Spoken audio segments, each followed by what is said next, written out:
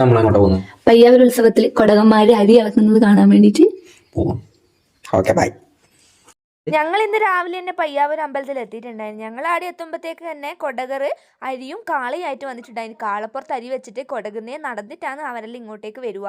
കണ്ണൂർ ജില്ലയിൽ ഫേമസ് ആയ ഉത്സവങ്ങളിൽ ഏറ്റവും പ്രധാനപ്പെട്ട ഒരു ഉത്സവമാണ് പയ്യാവൂർ ഉത്സവം. കോമരത്തച്ഛൻ കൊടകിൽ പോയിട്ട് പയ്യാവൂർ ഉത്സവത്തിന്റെ ഊട്ടറിയിച്ചതിന് ശേഷം കൊടകുന്ന് കാളപ്പുറത്ത് അരി ഏന്തിയിട്ട് കൊടകർ ഇവിടെ വരും. പയ്യാവൂർ വന്നാലാണ് പയ്യാവൂർ ഉത്സവം തുടങ്ങുക.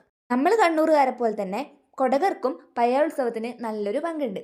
ഉത്സവത്തോടനുബന്ധിച്ചിട്ട് എണ്ണിയാ തീരാത്തത്ര ചന്തകളും റൈഡുകളും ഫുഡ് സ്റ്റാളുകളും സ്റ്റേജ് ഷോയും എല്ലാം കൊണ്ട് പയ്യാവൂർ ആകെ ഹരം കൊണ്ടിട്ടാണ് ഉള്ളത്. ഇനി അങ്ങോട്ടേക്കാണെങ്കിൽ എല്ലാ ദിവസവും പയ്യാവൂർ ഉത്സവത്തിന് പോലുള്ള ഫുൾ ഹരത്തിലാണ് ഞങ്ങളെല്ലാവരും ഉള്ളത്. ഉത്സവത്തിന് ഒരുപാട് ഐതിഹ്യങ്ങളുണ്ട്. ഞാൻ പറഞ്ഞതുപോലും പറഞ്ഞു കേട്ട അറിവ് മാത്രമാണ്. ഇത് തെറ്റുണ്ടോ തിരുത്തുണ്ടോ എന്ന് വെച്ചാൽ അതൊന്നും എനിക്കറിയില്ല. എൻ്റെ അച്ഛനും അമ്മമ്മയെല്ലാം പറഞ്ഞു കേട്ട ഒരു കഥകളാണ് അതല്ലോ. ഉത്സവത്തിന്റെ വിശേഷങ്ങളും ഐതിഹ്യങ്ങളും ഒക്കെ ആയിട്ട് പുറകെ വീഡിയോസ് ഉണ്ടാവും. അപ്പോൾ എല്ലാം അറിയാൻ വേണ്ടിയിട്ട് ചാനലൊന്ന് സബ്സ്ക്രൈബ് ചെയ്യുക. വീഡിയോ ഇഷ്ടപ്പെട്ടാൽ ലൈക്ക് ചെയ്യുക. അപ്പോൾ ഓക്കെ ബൈ ഗായ്സ്.